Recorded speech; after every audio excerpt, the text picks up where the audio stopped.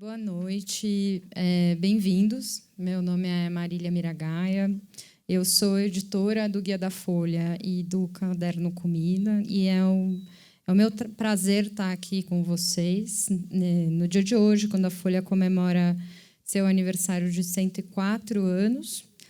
A gente está reunido nesse auditório com leitores e colunistas para uma conversa sobre jornalismo e sobre as notícias mais recentes. Nesses encontros, as perguntas são feitas pelos leitores e pelos presentes aqui. A gente vai conversar nossa conversa. Minha honra estar aqui com a Djamila Ribeiro, que nasceu em Santos em 1980, é mestre em filosofia pela Unifesp e autora de livros como Pequeno Manual Antirracista, entre outras publicações. Além de ser colunista da Folha, ela é professora da PUC de São Paulo e professora convidada da New York University.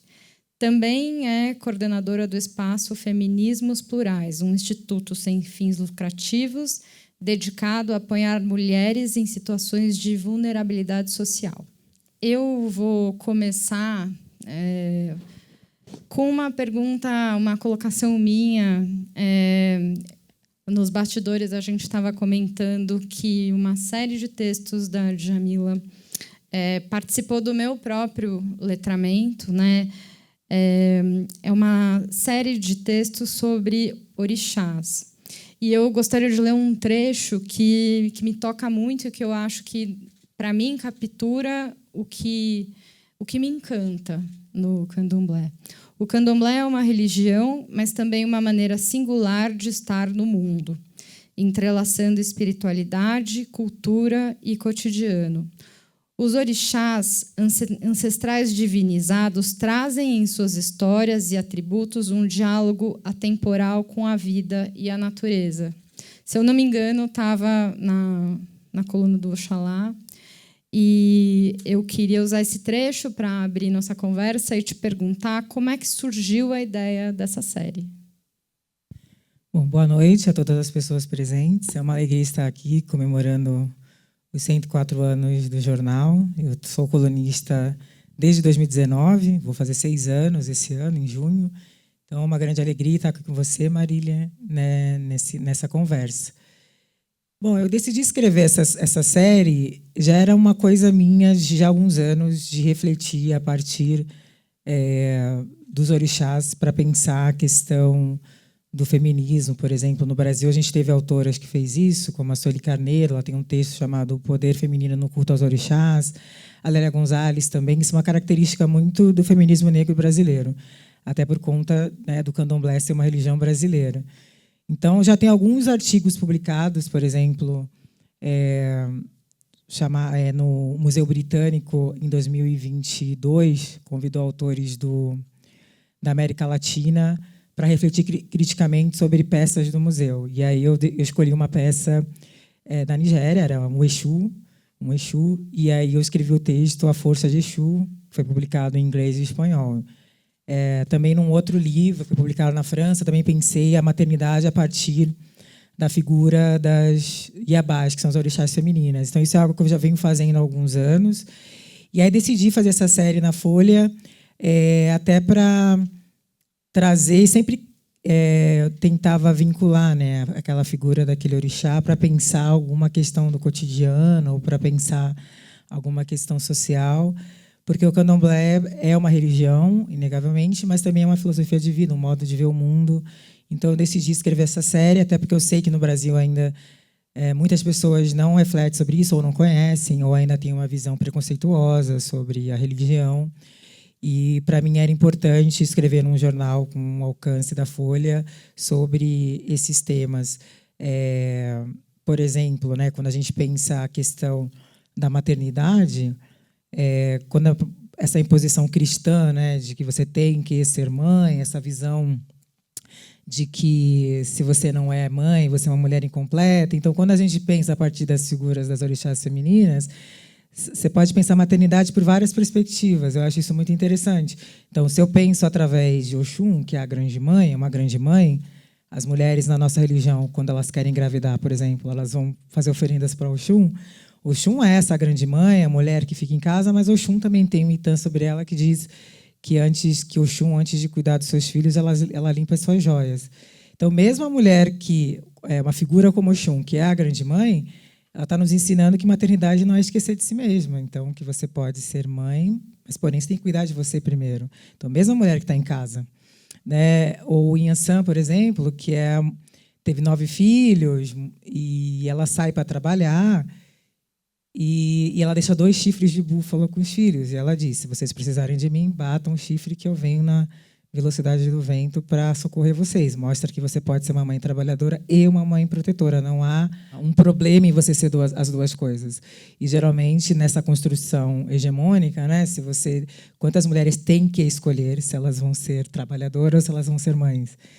E Nanã, que foi, né, mãe de Omulu, mas decidiu não criar o filho, depois a mãe já cria, então decidiu não maternar. Então, quantas mulheres que não querem maternar e vivem com a culpa? Então, você tem dentro do panteão uma orixá feminina que decidiu não maternar. Então, as mulheres que não querem maternar, elas têm também para quem fazer suas oferendas. Então, acho que o candomblé é interessante para a gente pensar essas questões sociais e traz outros olhares e outras perspectivas. É algo que eu tenho me dedicado nos últimos anos a fazer.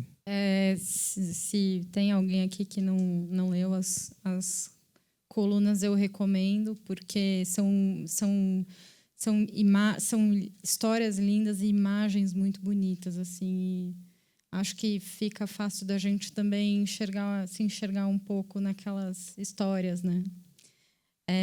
Temos uma pergunta ali atrás. Bom, é uma emoção estar aqui, porque nos primeiros anos da coluna eu conseguia juntar os jornais toda sexta-feira, assim. Eu queria saber, Djamila, o que você vê no sentido de que eu lembro que, em relação à Ilustrada, o Tarso de Castro foi alguém que marcou muito a coluna, a Fernanda Torres também, né, por bons anos, escreveu. A importância que você vê de uma intelectual, de uma pensadora como você, né, nesse lugar, na opinião pública, e a partir da coluna, né, de todo esse trabalho de já meia década, como que você reflete sobre como anda o letramento nacional como um todo? Qual é o seu nome? Vamos de novo, boa noite, sou Rafael Bento. E sua profissão? Eu sou curador e jornalista. Obrigado. Então, quando eu recebi o convite, Rafael, para escrever na Folha, 2019, foi antes de eu lançar o Pequeno Manual, né? O Pequeno Manual é de novembro de 2019. Eu já tinha lançado o Lugar de Fala, o Quinta e Meia do Feminismo Negro, já coordenava a coleção Feminismos Plurais, né? Que, para quem não conhece, a coleção de autores negros e negras, já estamos no 14º título. E, para mim, foi muito interessante, mas, ao mesmo tempo, desafiador, né? Ter uma coluna semanal. É um grande desafio ter uma coluna semanal num jornal como a Folha de São Paulo. E uma coisa que me deixa sempre feliz é que eu posso escrever absolutamente sobre o que eu quiser. Eu nunca recebi nenhum tipo de restrição, mesmo quando faço críticas a outros colunistas do jornal ou ao próprio jornal. Então, eu acho importante dizer isso. E quando eu comecei na Folha, eu também queria escrever sobre temas mais variados. Isso, tanto que a primeira coluna é para Whitney Houston, chama Desculpe Whitney, porque durante a minha graduação e meu mestrado, você só podia gostar de cinema iraniano e de literatura russa. E eu adorava Whitney Houston, apesar de gostar de cinema iraniano também. E eu falei, não, agora na Folha... Então, quando eu recebi o convite, claro que para mim era uma grande oportunidade de continuar falando dos temas que eu falava já nas minhas obras, mas também de poder falar de coisas que me davam prazer, de coisas que eu gostava para além disso. E eu tento fazer essa mescla, então, porque senão a gente fica muito escrava de tudo que acontece no Brasil só. E a gente só reage. E às vezes as pessoas esperam que intelectuais negros só escrevam sobre determinados temas. E senão eu tenho que ficar só repercutindo o que está acontecendo no Brasil, e já está a redação inteira fazendo isso. E aí eu falei, bom, também é um espaço que eu posso trazer outras perspectivas, falar de música, falar da vida, falar do candomblé, falar dos orixás. Então, E é um espaço que eu reflito, que eu tenho essa liberdade para falar de outras coisas que às vezes as pessoas não esperam. Então eu lembro que no começo todo mundo, mas a Djamila está falando sobre o tempo, sobre o mar. Porque a gente também é isso. Então eu acho importante também, como uma mulher negra dentro desse espaço, romper com essas imposições e essas visões que as pessoas esperam de nós, que a gente só vá falar de determinadas coisas, ou que a gente vá só ter uma visão muito dura e agressiva, e claro que a gente tem que ter, mas ao mesmo tempo eu sou uma pessoa super tranquila, calma, faço yoga, medito, já escrevi sobre autocuidado, já escrevi sobre reiki, que eu sou reikiana, e por que não? As pessoas, ai, nossa, você faz, é fácil também, porque eu sou um ser humano. Então também a gente se humanizar nesse lugar, para mim, é importante. A Folha foi o primeiro espaço que eu tive essa oportunidade de fazer isso. Agora, inegavelmente, sobre a questão do letramento, inegavelmente a gente teve um avanço no Brasil. Inegável. Sobretudo no debate público. As pessoas falam mais sobre isso, não toleram mais determinadas coisas. O mercado editorial, finalmente, no Brasil, mudou muito em relação a isso, de publicar mais autores e autoras. Eu fiz parte não só do meu projeto em si, que é de 2017, que a gente publicou vários autores negros, e depois disso várias grandes editoras começaram a publicar, mas eu que mandei um e-mail para a Angela Davis para publicar o Mulheres Raça e Classe em 2016, assim como escrevi prefácios de livros da Toni Morrison, organizei um livro da Audre Lorde, e eu tive a oportunidade de trabalhar com outras editoras também para publicação de outras autoras. Então, houve uma mudança, mas, como em todo tempo histórico, há avanços e há retrocessos. Então, a coleção era no período do governo Bolsonaro, né? Do final de 2017. Então, a gente pegou o governo Bolsonaro. Então, em termos institucionais, a gente sofreu muitos retrocessos. Porém, no sentido do debate público, da mudança curricular, a gente conseguiu avançar. Então, há avanços e retrocessos. E agora a gente está vivendo um outro momento de retrocesso, com o fechamento de departamentos de diversidade, com ataques a esses temas, como a gente tem visto após a eleição do Trump. Olá, boa noite. Meu nome é Ronaldo Brás. Sou produtor cultural, jornalista, músico. E, para mim, que comecei a folhear jornais desde que eu tinha uma idade por volta de 7, 8, 9 anos na minha casa, meu pai meio que fazia um exercício, porque ele era leitor de um outro jornal, de um outro grupo editorial, que só circulava de segunda a sábado e não tinha a edição aos domingos. Então, domingo a gente lia a Folha de São Paulo, e meio que, num sentido já de me incentivar a isso, meu pai sempre me dava folhinha, que era aquele que vinha na Folha aos domingos. E para mim é uma felicidade tão grande, porque a gente passou por tanto tempo acompanhando tudo que acontece no grupo editorial como a Folha, e hoje ter a tua pessoa aqui.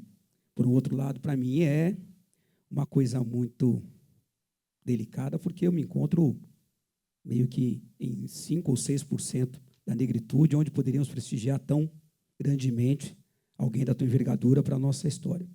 E, para ser direto na minha pergunta, é o seguinte, eu cheguei um pouquinho depois do início, mas peguei um momento em que você estava falando das grandes mães, as iabás africanas, e fazendo assim um paralelo entre duas coisas, sempre para falar da mulher negra.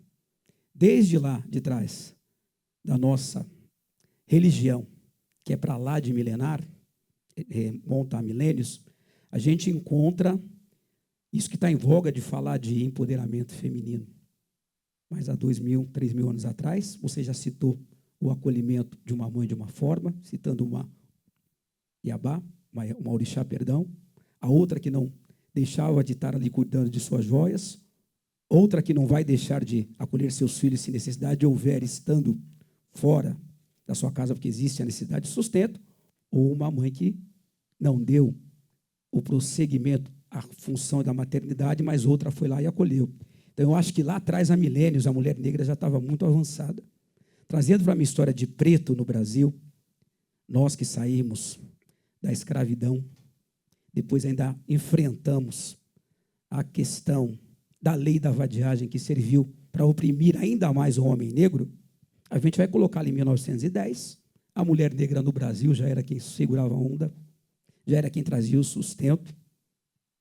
Sempre foi, e tempo inteiro, o empoderamento, pelo menos na minha etnia, teve com as mulheres negras. Aí eu te pergunto, né, Djamila, é uma palavra tão em voga, mas para nós, pelo menos para o meu entendimento, tão natural. Empoderamento feminino. Mas para quem, cara pálida? A mulher negra ainda? Poucas se encontram um lugar de destaque em vários aspectos da sociedade, como você. Era isso.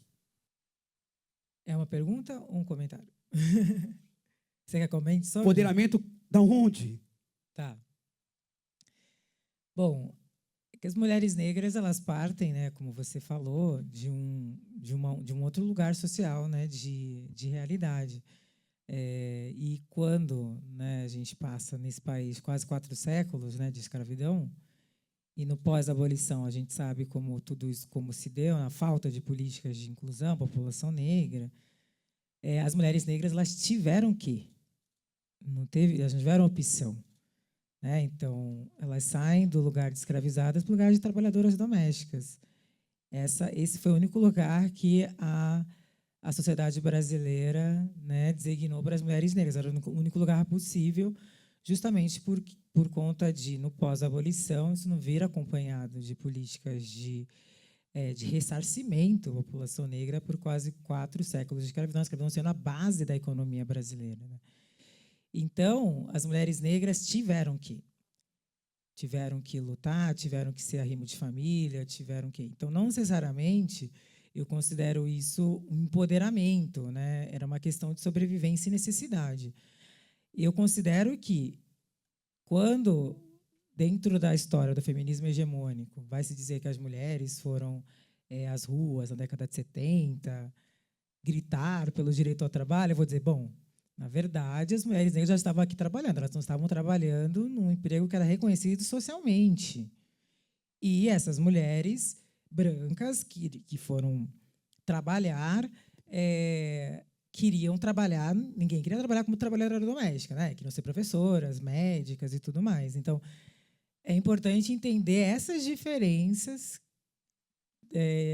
diferentes possibilidades de ser mulher. Então, a mulher negra, ela teve que ser forte. Então, eu acho muito perigoso naturalizar essa força da mulher negra, porque é um lugar também desumano, né, que mata as mulheres negras, adoece psiquicamente, adoece de várias formas. Quando essas mulheres têm que enterrar os seus filhos, por exemplo. Né? O que significa isso num país como o nosso? O adoecimento psíquico que vem disso. Então, são várias questões que envolvem o ser mulher negra que colocam a gente nesse lugar. Agora, a questão do empoderamento, que é um dos temas da coleção, e por que eu quis esse tema? Porque, de fato, há muito esvaziamento do conceito, das pessoas acharem que empoderamento é a mulher fazer o que quiser, postar foto pelada. Posta quem quer, mas eu estou falando diminui, né? Mas, por exemplo, Paulo Freire estava discutindo empoderamento, né? Que era, na verdade, uma reflexão dos grupos oprimidos de fortalecer coletivamente. Você tem Bell Hooks, nos Estados Unidos, que era leitora de Paulo Freire, e que vai falar e vai trazer a questão do empoderamento para as mulheres negras, de pensar a coletividade, de pensar a comunidade, de pensar a transformação social. A gente entende empoderamento por essa perspectiva. E, nesse sentido, apesar da opressão, se a gente for olhar o papel dos terreiros, historicamente, foi um papel importante que as mulheres tiveram de empoderamento da comunidade. Do terreiro, muitas vezes, tem uma função social, de ser a creche que aquelas mulheres negras não tinham, da liderança daquelas mulheres matriarcas dentro dos terreiros. Então, apesar também da opressão, é possível pensar, sim, a questão do empoderamento dentro dessas comunidades, por exemplo, que foram fundamentais para a nossa continuidade como povo negro. Então, eu acho que é da forma como a gente vai refletir isso, né? Uma coisa é a necessidade de sobrevivência, mas também olhar para essa perspectiva de que essas mulheres foram as mulheres que foram as responsáveis pela manutenção das famílias negras no Brasil, né? Agora, o que nós lutamos? Para que essa realidade possa ser uma realidade de muitas mais mulheres negras, e que eu não seja uma exceção, e, para isso, obviamente, a gente tem que continuar lutando por mais políticas públicas, porque eu faço parte de uma geração que teve acesso a políticas públicas na área da educação, sou a primeira da minha família a fazer universidade. E isso, de fato, promoveu dentro da minha linhagem um rompimento de um ciclo. A minha filha hoje parte de um outro lugar porque eu pude estudar, por mais que eu tenha tido a oportunidade de estudar mais velha. Eu me graduei aos 32 anos. Então, acho que é toda essa complexidade que envolve pensar tanto o lugar social da mulher negra e tanto as discussões sobre empoderamento. Mas nós, como feministas negras, acreditamos nesse empoderamento pela perspectiva coletiva de como que nós podemos pensar ações de fato de impacto, de transformação desse coletivo. Eu vou só fazer um adendo, que também não sei se é uma pergunta ou se é uma... Mas quando você fez essa colocação, pergunta, eu lembrei de um livro, estava até pesquisando o nome dele certinho, que chama Um Pé na Cozinha. Ele é um livro muito interessante que registra as condições de trabalho da mulher negra dentro de casas e fala um pouco da relação da construção da cozinha brasileira feita por essas mulheres também. Mas aí acho que fica o registro, né? Essas mulheres que ajudaram a construir o que a gente entende como cozinha, qual é o lugar que elas têm hoje em dia na cozinha, né? Na cozinha como chefes, como, né? Qual é o lugar de destaque, onde estão essas mulheres, que eu acho que é parte da mesma conversa, só que, né, a gente transpondo para um outro campo. Construíram, mas acabam não tendo o reconhecimento social, né? Que daí vai ser quando você é chefe, a maioria vão ser homens, né, brancos, e aí a mulher fica no lugar da cozinheira, colocando essa hierarquia como se fosse menor. Mas, ao mesmo tempo, também, Lélia Gonzalez, eu gosto muito das obras da Lélia Gonzalez, também quebra com essa visão, porque numa sociedade como a nossa, vão olhar para essas mulheres sempre como se elas fossem coitadas. E Lélia Gonzalez vai dizer, bom, a mulher negra, ela é discriminada nessa sociedade, obviamente, mas ela é a mãe da cultura brasileira. Foram essas mulheres que ensinaram as crianças a falar o português, quando ela fala. Né, que essa o reconhecimento da influência das línguas africanas. As pessoas falam português no Brasil sem saber que falam português. Né? Falam se, tá, usam palavras que vêm de idiomas como quimbunda e não sabem o que estão falando. Mas, por mais que essas pessoas não saibam falando, elas estão falando. Né? Então, também olhar para a mulher negra por esse lugar que, claro, fomos discriminadas, isso é inegável, fomos colocadas nesse lugar, porém também somos sujeitos dessa história, que construíram essa história e que, por mais que haja aí pessoas que não considerem, estão falando português, elas estão reconhecendo grandes símbolos da cultura negra como símbolos nacionais, e justamente por isso que Lélia Gonzalez dizia que a sociedade brasileira era neurótica, porque, ao mesmo tempo que considera tudo que vem da cultura negra como um grande símbolo nacional, continua não valorizando os sujeitos que pensaram essa cultura. Então, se a gente for olhar fora do Brasil, se a gente fala Brasil fora, tem uma visão super estereotipada. Obviamente, as pessoas conhecem pouco de Brasil, mas provavelmente as pessoas vão falar feijoada. Né? Quem criou a feijoada? Provavelmente vão falar samba, quem criou o samba? E vão falar carnaval. E aí todos esses símbolos da cultura negra, eles dizem, não, é do Brasil. Agora, se vem da cultura alemã, não, é a cultura alemã, é a herança da cultura italiana. Aí, quando é do negro, é do Brasil. É o que acabou sendo o símbolo nacional. Então, a neurose, para Lélia Gonzalez, vem disso. Né? É o que nós acabamos sendo, o que representa o Brasil, esses construtores dessa cultura, que as pessoas vão reconhecer como brasileira, e continuamos ainda à margem na sociedade, não tendo as mesmas oportunidades. Né? Mas é importante reconhecer também esse lugar de sujeito, para não nos fixar só no lugar da opressão. Continuando no assunto de comida, que eu adoro, mas também teve um momento em que esse setor fez uma reflexão muito necessária. Eu lembro que, sei lá, uma década e meia, quando começou a se falar sobre cozinha de terreiro, né? E em que, nos primeiros momentos, as portadas vozes todas eram brancas, né?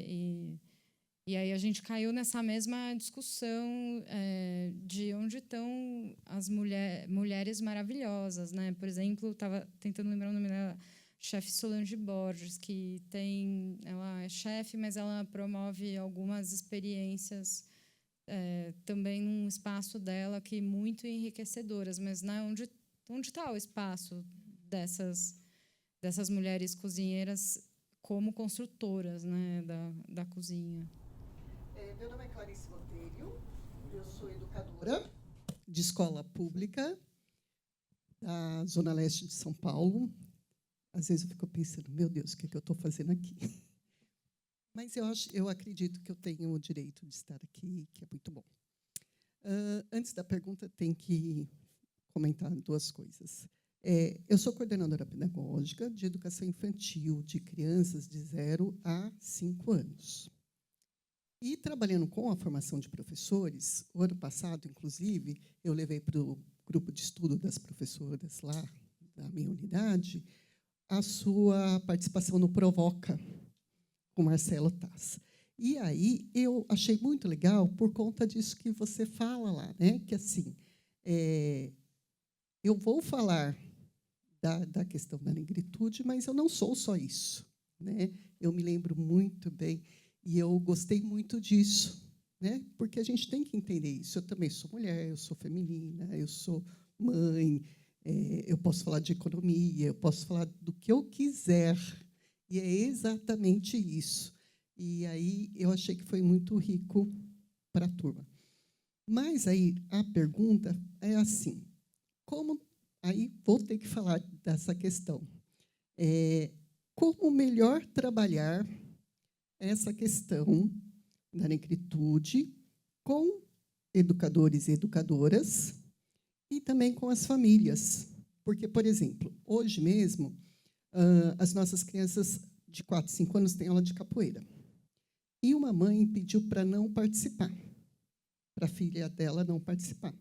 A gente ligou para a mãe para explicar, né, que é cultura, né, brasileira, que tem a origem, mas que tem uma coisa, que tem a questão da parte corporal, que tudo mais. Aí ela falou o seguinte, que se não tivesse a música, ela deixaria a criança participar da aula, mas que se tivesse a música, não. E aí, assim, eu fiquei meio sem saber como argumentar, como conversar, sinceramente, assim, de um jeito de não espantar a mãe, mas fazer ela compreender esse olhar restrito, vamos dizer assim, né? Então, É um desafio, né? Eu fui professora da rede pública e também tinha que lidar com reclamações de pais também, né? E sobretudo porque a gente também tem que reconhecer que a gente está vivendo no país com o avanço, né, das igrejas neopentecostais, e a gente tem aí essas igrejas no Brasil que detêm concessão de mídia, né, num país que é laico. Deveria isso sangrar os nossos olhos, né? Então a gente tem aí uma série de TVs que são concedidas, que o Estado concede, né, para igrejas. É muito difícil a gente lutar contra essas narrativas hegemônicas, que são grupos também que têm projetos políticos, grupos que estão muito presentes nas periferias brasileiras, né? A religião negra no Brasil hoje não é o candomblé, é a religião evangélica. Então, o que significa ter que lidar dentro desse contexto, né, com as pessoas que vão enxergar a música da capoeira, não quero, é coisa de macumba. Na época de trabalhar em novembro com esse tema, a gente também tinha problema com muitos pais que não queriam que os filhos participassem. Então, é de fato um desafio. Eu acredito que é sempre importante o diálogo, quando minimamente a pessoa se mostra aberta a isso, né? De trazer, de explicar, de tentar conversar com a pessoa, de explicar a importância da filha dela estar lá, de dizer que faz parte do currículo escolar, né? A gente tem a Lei 10.639, que obriga o ensino da história africana e afro-brasileira nas escolas, uma lei de 2003, né, que já fez mais de 20 anos, mas a gente ainda luta muito no Brasil para que essa lei seja efetiva, de fato. Porque, como não é uma lei que prevê sanção, então, a depender do governo que está, pode ser que elas vão ser mais trabalhadas ou não, né? E no Brasil a gente não tem política de Estado, é de governo. Então, muitas vezes, um governo, uma gestão faz uma política interessante, faz curso para professores, traz o tema, entra outro tira tudo e aí começa de novo. Então, a gente lida com isso no Brasil, infelizmente. Né? De, muitas vezes, os próprios educadores serem os responsáveis por trazer aquilo, de comprar briga dentro da escola, com a direção da escola, porque a depender da diretora, ela também não quer, porque ela é evangélica, ela acha que ela pode impor a visão dela dentro daquele ambiente. Então, são esses desafios que a gente tem que lidar. Não tem como a gente dizer que não. Ah, não, mas tem os mecanismos, tem tudo. Não é, mas no dia a dia, eu dava aula numa escola de periferia também, em Guarulhos, eu tinha que lidar com isso todos os dias. Né? E muitas vezes era exaustivo. Às vezes eu conseguia conversar com os pais, às vezes não. Às vezes eles saíam de lá dizendo que iam me denunciar. Então, essa é a realidade que a gente vive hoje. Mas o que eu acredito de estratégia é sempre trazer a pessoa para conversar com a pessoa. Tentar dialogar com as pessoas que pensam diferente da gente. Porque eu acho que a gente também está num momento no Brasil e que as pessoas também sequer querem mais conversar com as outras. E, às vezes, a gente só taxa aquela pessoa, é uma ignorante, uma burra, eu não vou falar com ela. E, muitas vezes, sei lá, essa mulher, ela vem de uma realidade tão vulnerável, de tão falta de Estado, muitas vezes o Estado é presente no território dela somente na forma da repressão e da opressão, que onde ela encontrou acolhimento foi na igreja. Eu não posso desconsiderar isso. Ali, às vezes, foi o espaço onde, quando ela ficou doente, a igreja se reuniu para ajudar, revezava, ela ganha cesta básica. Não há espaço vazio na política. Né? Então, mas ela votou no Bolsonaro, ela é uma fascista. Gente, ela não é uma fascista, ela é uma senhora que foi para a igreja e o pastor disse que aquele candidato era o candidato cristão, mesmo que ele vá ter uma atuação que vá prejudicar diretamente pessoas que vêm de lugares sociais dela. Então,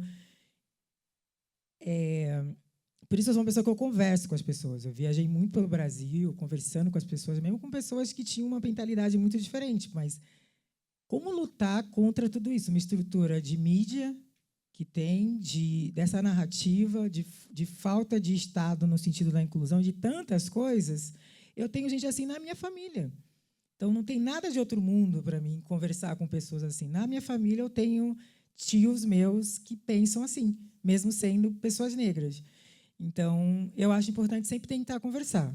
Vai dar certo sempre? Não. Muitas vezes ela não vai querer que a filha não faça, vai continuar insistindo? Sim. Mas eu acho que, como educadora, o nosso papel é tentar, pelo menos, criar essas pontes, com todos os desafios que os educadores sofrem muito, os educadores críticos no Brasil, de fazer essa discussão em adiante.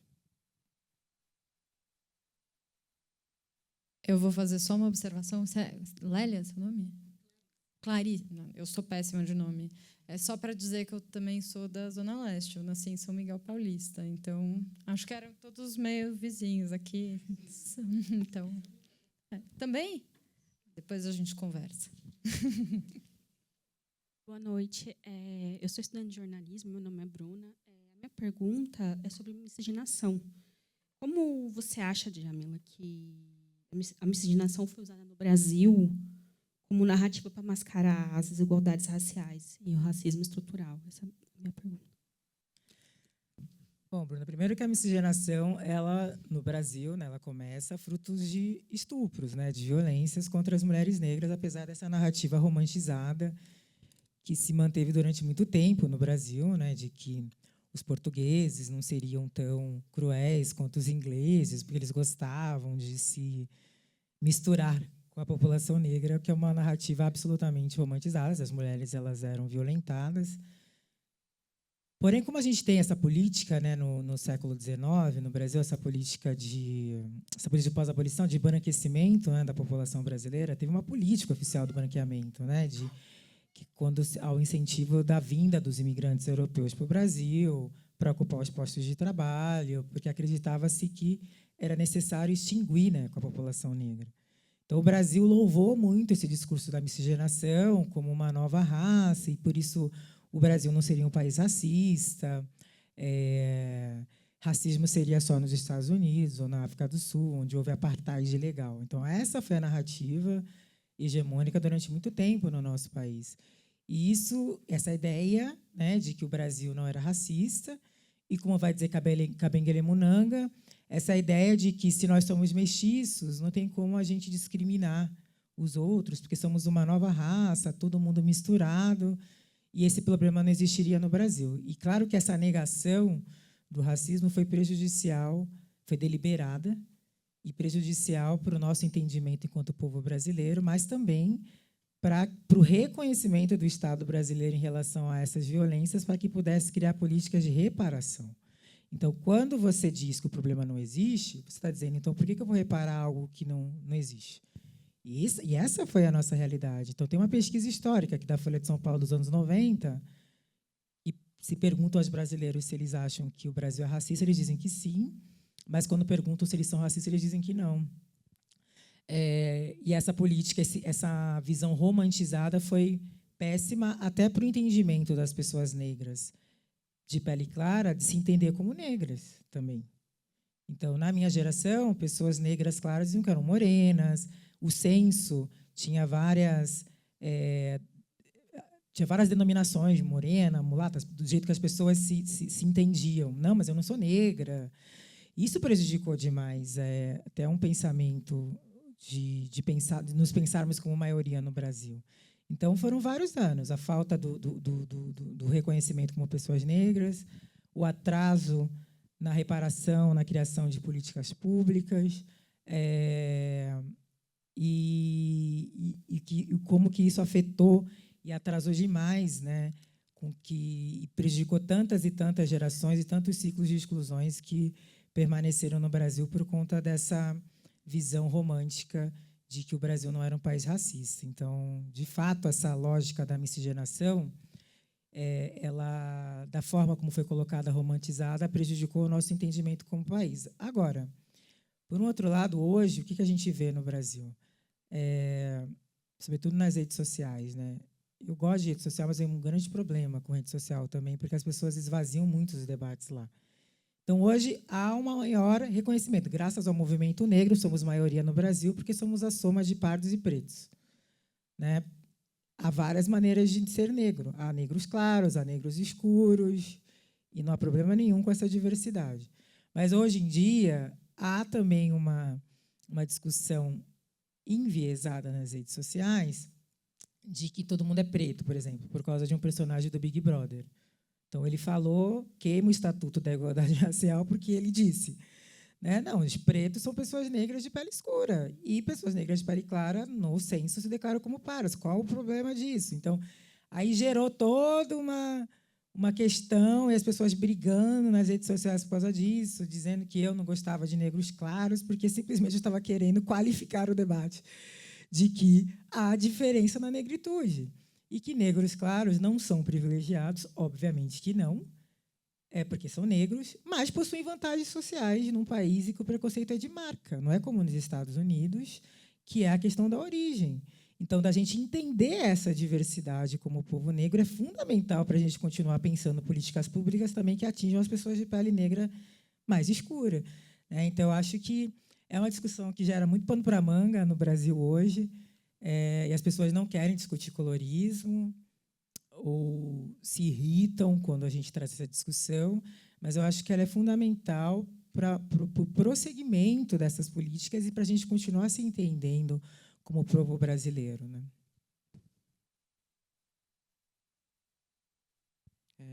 Boa noite, meu nome é Paulo. É uma honra poder estar aqui, eu admiro muito o seu trabalho, estou extremamente grato. E dentro da questão da educação e da globalidade, nesse mundo que a gente vive, que perpetua o imperialismo global, como lutar pela valorização e a visibilidade de uma cultura pautada na transcendentalidade e como que isso pode impactar a educação no Brasil? Bom, tem um autor que é fundamental para o Brasil, né, que Milton Santos, quando vai pensar por uma nova globalização, que eu acho que é um autor que já estava ali décadas atrás pensando nessa questão. E nós, um país, né, do sul do mundo, na América do Sul, o único país em que a língua oficial é o português, né? Quais são os nossos desafios? Ao mesmo tempo que nós somos um continente, um país gigante, uma cultura diversa, riquíssima, ao mesmo tempo nós somos uma ilha, por conta da nossa língua, né? Que é um conceito que as feministas decoloniais utilizam, um conceito que eu já venho usando nas minhas aulas, né? Brasil, continente, ilha. Então, a gente é essa diversidade imensa, mas o idioma faz com que a gente não consiga, muitas vezes,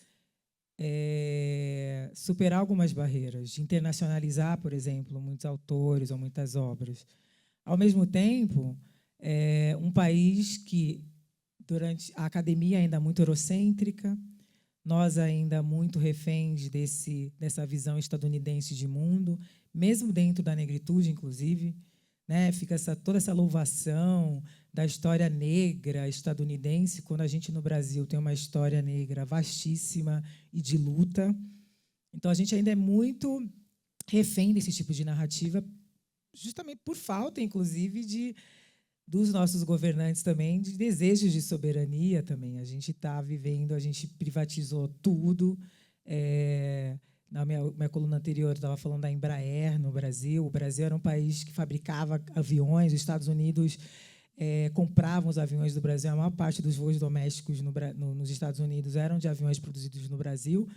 E nós, brasileiros, provavelmente, muitos de nós nem sabíamos disso, né? Então, durante muito tempo no Brasil, o nosso órgão de turismo, a Embratur, vendia a ideia de que o Brasil era o país do paraíso sexual, punha as mulheres nuas nos outdoors, venha para o Brasil consumir as nossas mulheres. E aí, o que o Brasil é? Um dos grandes polos de tráfico sexual de mulheres. A gente poderia ser um grande país para exportar tantas outras coisas, mas não há esse investimento também. Infelizmente, tem que dizer, de vários governos entreguistas e que não tiveram essa visão de fato de pensar o Brasil como essa potência, a influência dos Estados Unidos na ditadura militar, o papel aí de tantas instituições na ditadura militar, o que isso significou.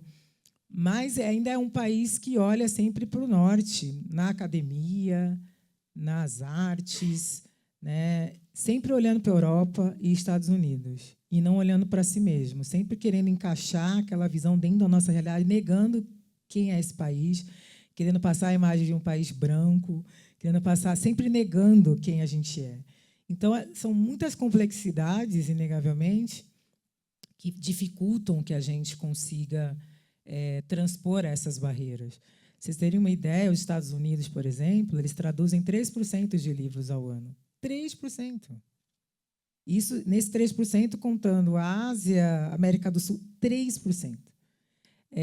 Eu estava morando lá no semestre passado, não fazem a mínima ideia do que é o Brasil para além de estereótipos, a grande maioria, mesmo os acadêmicos.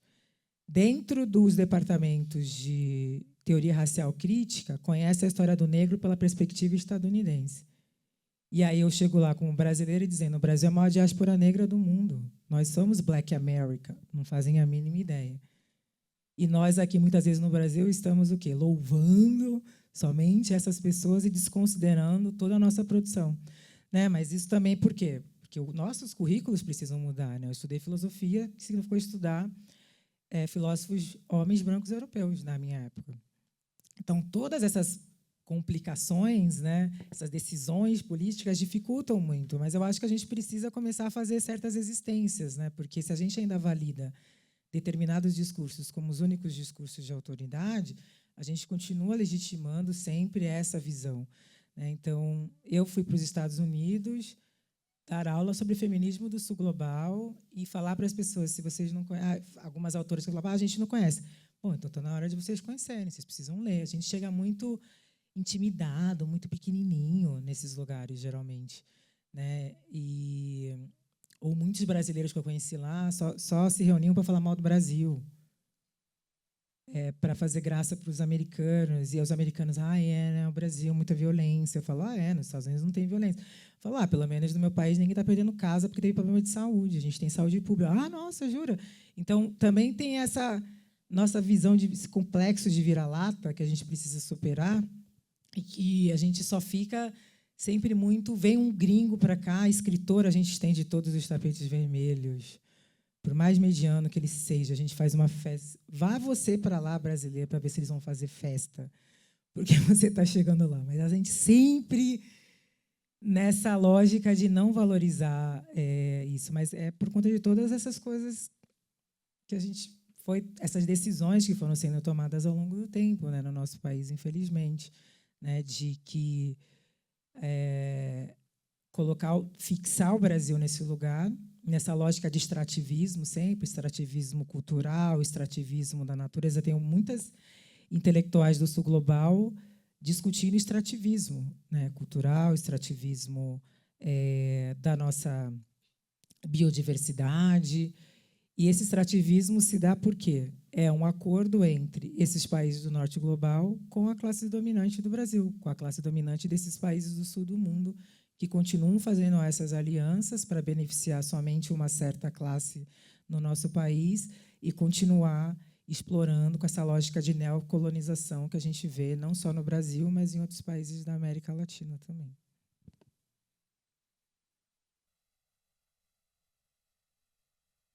Henrique Carneiro, sou um grande fã também, tenho orgulho de dizer que eu tenho os 4 livros autografados. A minha pergunta é, nesse cenário tão polarizado que a gente vive, como convencer, né, aqueles que resistem a discutir racismo e gênero de que essas são questões estruturais e não apenas demandas identitárias? Nossa, quanto tempo vocês têm? Esse é um tema que eu adoro falar. É tão engraçado, porque essa questão também de chamar de identitário não vem só de gente conservadora, vem de pessoas da esquerda. Isso é identitarismo, né? Vocês estão discutindo só identidade. E tem uma resistência grande por parte da esquerda, porque a gente tem uma tradição no Brasil de uma esquerda que coloca a classe acima de todas as outras opressões. E insistem, né, nessa narrativa num país como o Brasil, em que a escravidão foi a base da economia do Brasil. Então, como que a gente pensa classe nesse país sem pensar raça num contexto desse país, né? Então, discutir raça é discutir economia, discutir raça é discutir projeto social. Raça perpassa todas as grandes discussões no Brasil, né? E elas são entrecruzadas, né? O que as feministas negras vão fazer? Raça, classe e gênero, está tudo vinculado. Não tem como sobrepor uma à outra. E esse grande espantalho argumentativo que as pessoas criam de um identitarismo na hora que a gente está discutindo essas questões. Mas discutir raça é discutir projeto nacional, né? É discutir, de fato, uma estrutura econômica, social e política.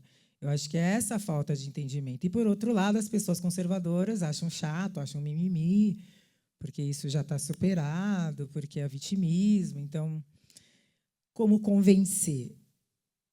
Para mim, depende também. Hoje em dia, é muito mais madura, porque antes eu tentava convencer as pessoas e não dá para convencer quem não quer ser convencido. Eu acho importante dialogar. Então, o que eu, Djamila, penso? Eu vou dialogar se minimamente aquela pessoa estiver aberta ao diálogo. Eu também não vou ficar discutindo com pessoas que não querem ter um mínimo senso de honestidade intelectual e de respeito também ao seu interlocutor, sua interlocutora.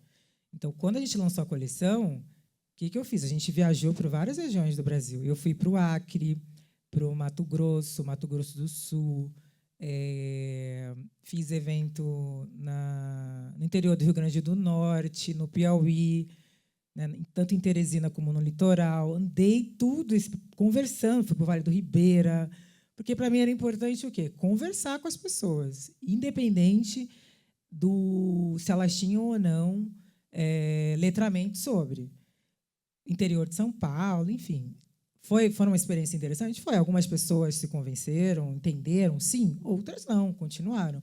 Mas, para mim, foi importante quebrar com essa lógica, a estratégia que a gente usou na coleção, quebrar com essa lógica sudeste, com essa lógica de que nós temos que levar a luz para as pessoas, essa posição arrogante de hierarquizar as pessoas, porque eu acho que quando eu estou num evento com uma pessoa, há trocas, eu aprendo também, e de também tentar entender por que aquela pessoa está pensando daquela maneira. Então, eu acho que é importante também a gente reconhecer isso. Então, eu faço essa estratégia, tento conversar. Agora, nas redes sociais, não. Hoje, não mais, não fico, porque é um espaço muito infértil, em que as pessoas só querem ter razão, ninguém quer discutir nada, as pessoas só querem ofender.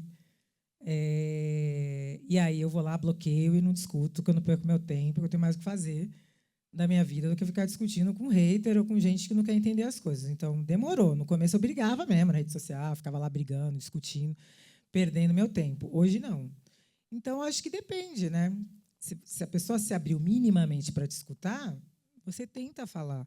Agora, não dá para conversar com pessoas que realmente não estão interessadas. Agora, o interessante é, muita gente que eu conversei já nessa vida e que tinham visões equivocadas, depois a gente pôde trocar, entenderam.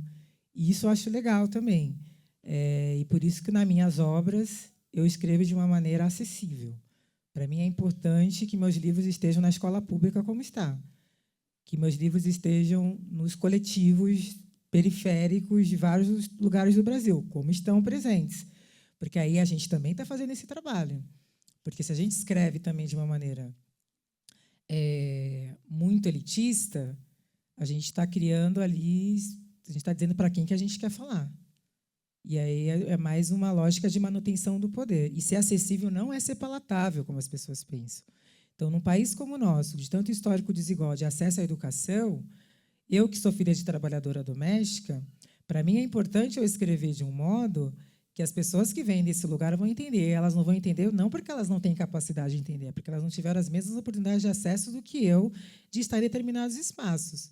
Então, se eu estou numa conferência de filosofia, eu falo filosofês tranquilamente. As pessoas que estão ali estudaram filosofia. Agora, se eu estou falando para um público amplo, ninguém tem obrigação de saber o que é a realidade intermediária gnoseológica em São Tomás de Aquino.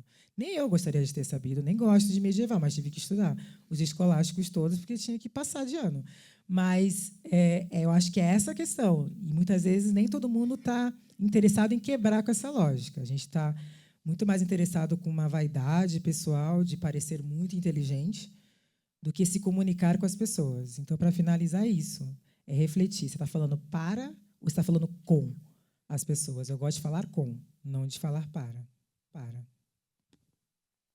Eu vou emendar uma rapidamente, porque eu acho que é o mesmo assunto, assim, mas como é que a gente continua a conversar num ambiente virtual, sim, mas num mundo que anda cada vez mais polarizado, né? Se a gente olhar as próximas eleições que vêm por aí, né, da eleição que acabou de acontecer nos Estados Unidos, mas acho que tem eleição na Alemanha esse fim de semana também, né? Como é que a gente continua a conversa, né, num ambiente, num mundo polarizado?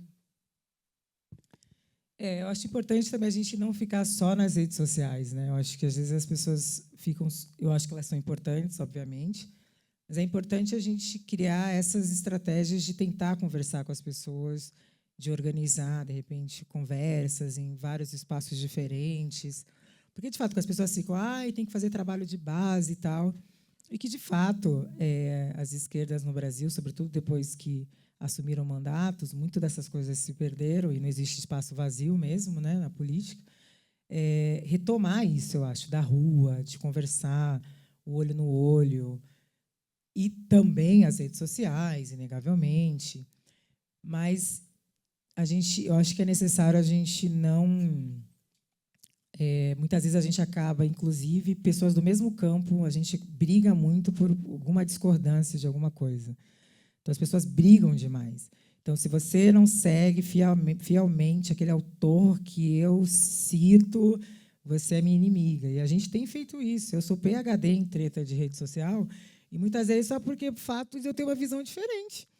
E aí eu acordo com um monte de gente me xingando porque eu tenho uma visão diferente daquela pessoa, mesmo a gente, teoricamente, estando no mesmo campo. Agora, por que eu não posso ter uma visão diferente? Por que eu tenho que pensar igual a todo mundo? Né? E aí fica no anti-intelectualismo absurdo, porque se você não segue o meu autor, logo você é isso ou você é aquilo, um monte de ad feminine, porque você é isso.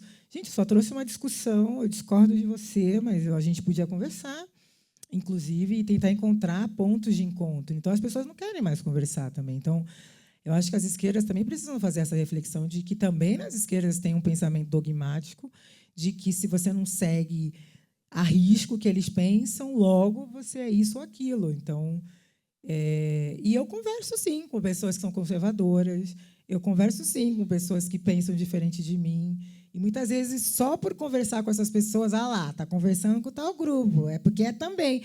Claro que eu vou conversar, gente, tem que conversar com as pessoas. Né? E eu acho que também está muito esse monitoramento de quem que você conversa. Às vezes, vem pessoas na minha página e falam, você segue tal pessoa. Você sabia que tal pessoa teve tal posicionamento? Eu falo, sabia. E você continua seguindo? Continuo. Eu quero ver o que essa pessoa pense. Qual que é o problema? Então, fica sempre essa coisa de que tem que ficar uns blocos que você tem que pensar igual. Então, acho que falta um pouco dessa maturidade. Eu sempre digo que, antes de ser ativista, antes de ser acadêmica, eu sou humana. E como eu venho de um lugar social de pessoas que muitas vezes não têm a mínima ideia dessas discussões, porque precisam se preocupar com a sua sobrevivência, isso me traz um olhar também mais generoso de não ficar causando com todo mundo, às vezes, que fala, ou todo encontro de família eu vou causar com meu tio conservador, porque eu tenho que ser palestrinha e mostrar para ele que ele não sabe. E aí eu olho para ele, ele não sabe por tantas coisas, mas ele sabe outras coisas. Então, claro que tem gente que eu não vou conversar, porque eu também não sou nenhuma... Tem gente que eu não converso mesmo, porque é gente que não dá para conversar. Agora, minimamente, eu acho que está faltando um pouco de humanidade, mesmo nas pessoas que dizem querer mudar o mundo, da gente olhar também para além de quem a gente é, de que as pessoas são diferentes e que está tudo bem, e que a gente não precisa transformar em inimigo uma pessoa que tem uma visão diferente da gente, ou de usar lógicas de querer destruir aquela pessoa só porque ela tem uma visão diferente. Então, mas eu acredito muito nesse trabalho de encontro, né? Lá no meu instituto a gente atende mulheres evangélicas, mulheres que não têm religião, mulheres que vêm de vários lugares sociais.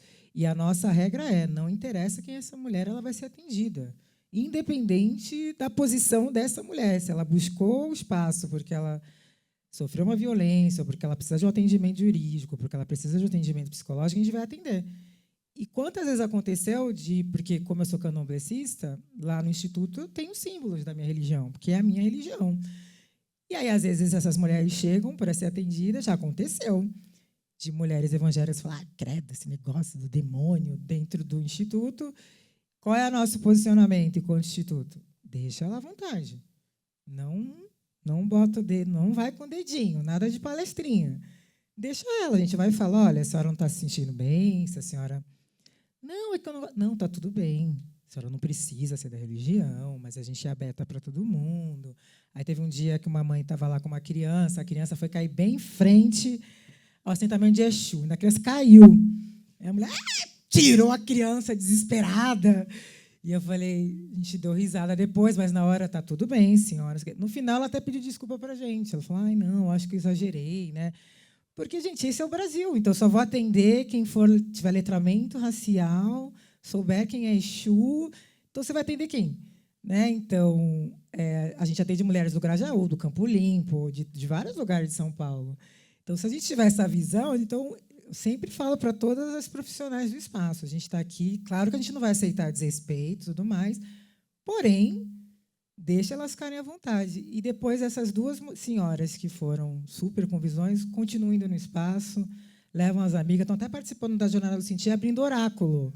Então, acho que é esse lugar, às vezes, que falta para a gente, assim, de tirar a gente esse ego. Não é sobre a gente, as pessoas são diferentes. Vamos tentar abrir minimamente esses espaços de convergência.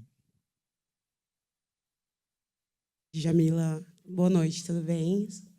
Eu trabalho aqui na Folha, na publicidade. Tudo bem, gente? Minha pergunta para você, eu me lembro desse episódio que você citou, quando teve aquela grande questão do Big Brother, que falou, desculpa, qualquer coisa, e aí deu toda aquela polêmica nas redes sociais e tudo mais, né? Lembro que, por aquela época, tinha muita questão de Jamila Ribeiro fala que pardos, e aí virou uma grande bobagem, enfim, que durou até um pouco mais do que deveria ter durado. Minha pergunta para você é em relação a isso. Assim, depois desse acontecimento, ou de mais alguns outros que seu nome foi envolvido, dentro de polêmicas da própria comunidade, você tem alguma estratégia para você se blindar até dessas coisas? Você, pessoalmente, se blindar dessa onda de hates e se você conduz isso de uma forma mais tranquila hoje, ou se você prefere não olhar, não ler, até para se poupar do desgaste? É uma ótima pergunta. Hoje eu não dou a mínima importância, assim, até porque com o tempo eu fui descobrindo que muitas dessas coisas eram organizadas, não eram orgânicas, vinham de determinados grupos. Teve uns que eu sofri porque eu apoiei determinada candidata e não apoiei a outra. E aí, quando você começa a entender também que tem muitas coisas envolvidas ali, você começa a ficar mais esperta em relação a essas coisas. E no início eu sofria muito, no início, porque eu não tinha repertório para lidar, né? Da mesma forma que eu sofri quando eu fui para a universidade e tá lá, Kant, e eu falei, quem que é Kant, meu Deus, e agora? A primeira vez que eu fui para os Estados Unidos num congresso, eu não sabia fivelar meu cinto de segurança no avião. Cheguei no aeroporto de Chicago, estava escrito trem. Eu falei, que trem? Eu estou no aeroporto, porque tem trem? Que trem dentro do aeroporto? Eu venho desse lugar, eu não tinha repertório. Então, eu não vim de uma família que minha mãe era acadêmica. Eu não tive repertório. Eu tive que pegar o trem em movimento e aprender o que era ser acadêmica. Eu tive que pegar o trem em movimento e aprender o que era ser escritora. E pegar o trem em movimento e aprender o que era ser uma pessoa pública. Eu não tinha uma pessoa na minha família para dizer como é que é lidar com isso.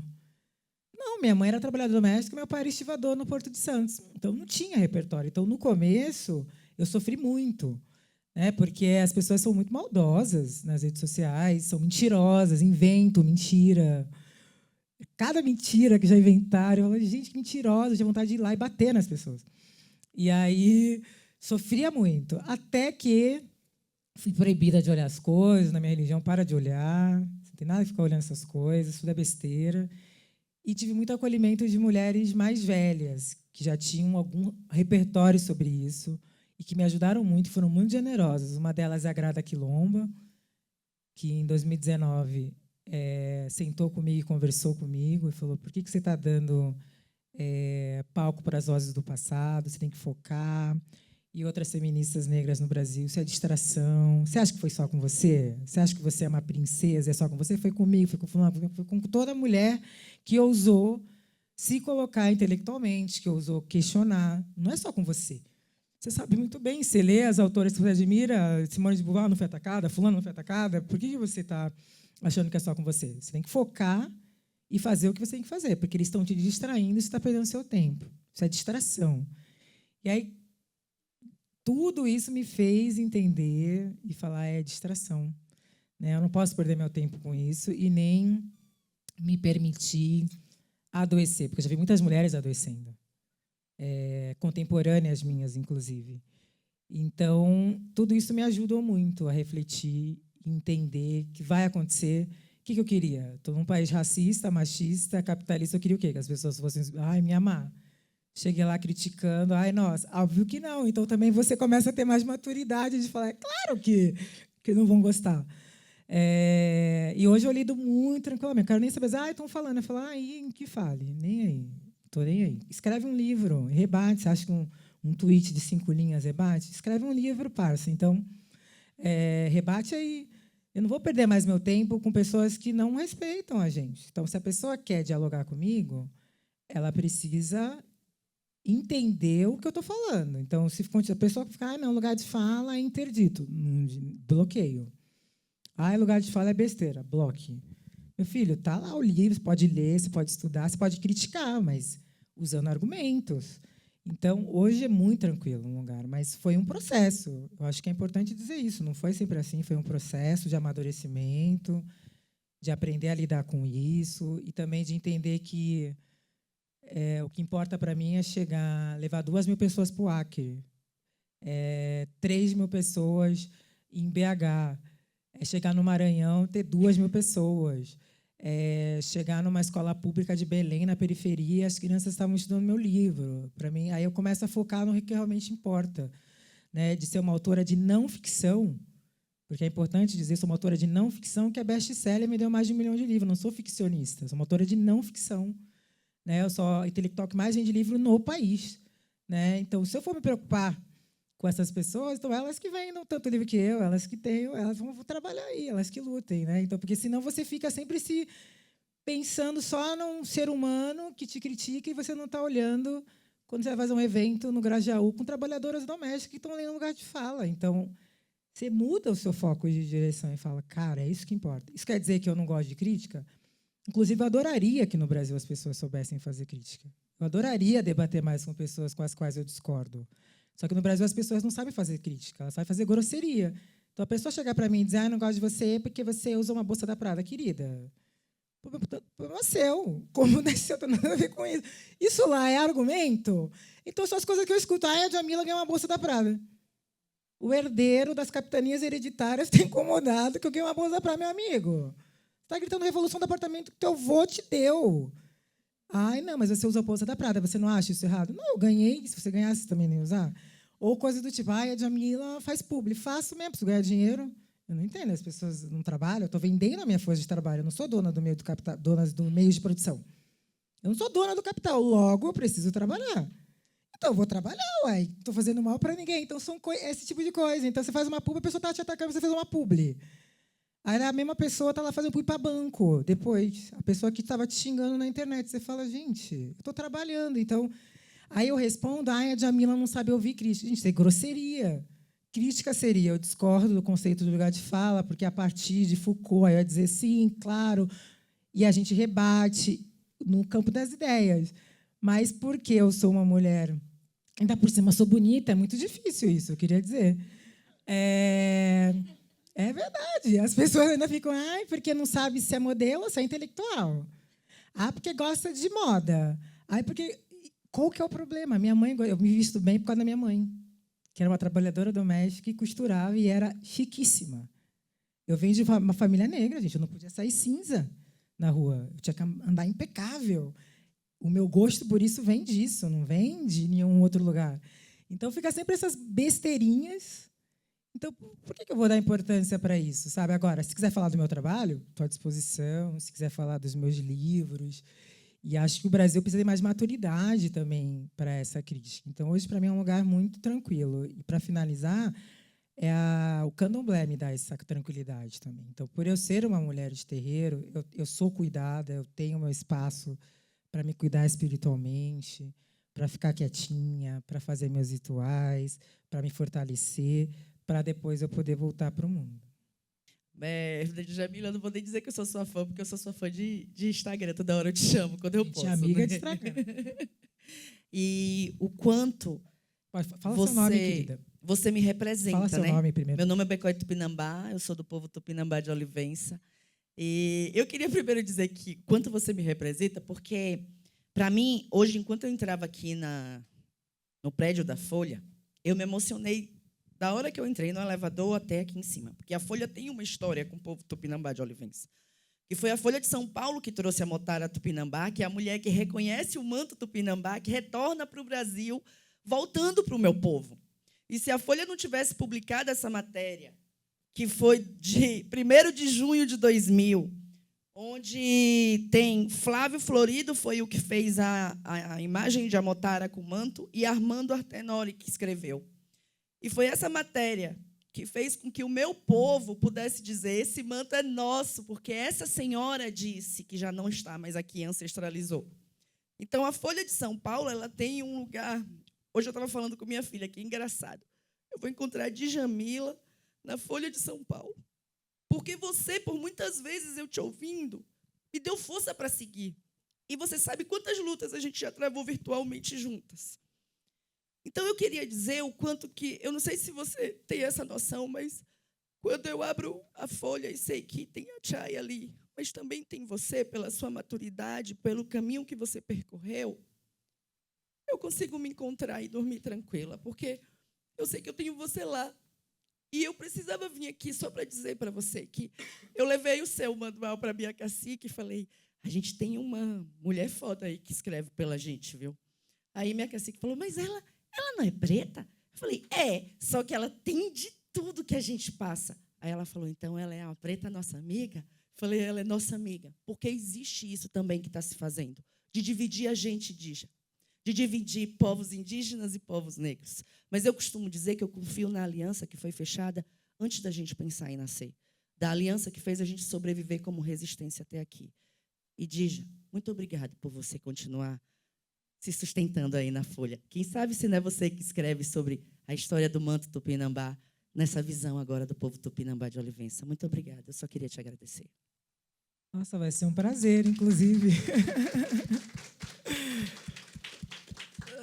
Vai ser um prazer, inclusive, escrever sobre, porque eu escrevi já algumas vezes, né, sobre povos indígenas e tem uma relação recente mais próxima com o povo Noquicoi, que o Pajé Penô Kamanawa, que eu conheci há 3 anos, e que é uma pessoa hoje central no meu caminho, o quanto que conversam, né, as ancestralidades negras e indígenas.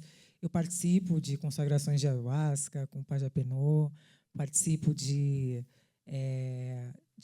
muitos encontros, tenho aprendido muito, porque eu me coloco nesse lugar de aprendiz, vou fazer uma vivência na floresta com eles também, no Acre.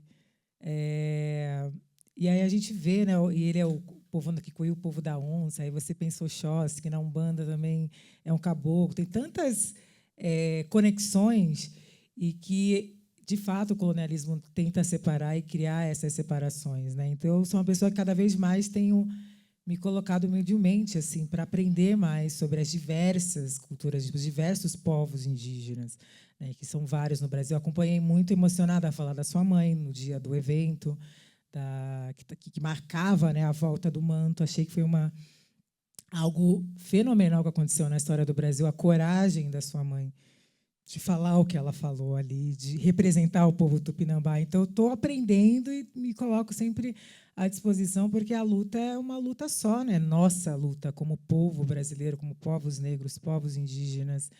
E acho fundamental essa aliança. Fico muito tocada com a sua fala. Conte comigo sempre. Quero aprender cada vez mais, porque a lógica que se tem é das pessoas, muitas vezes, se aproveitando das medicinas indígenas, de tudo que tem de bom, e não trocar.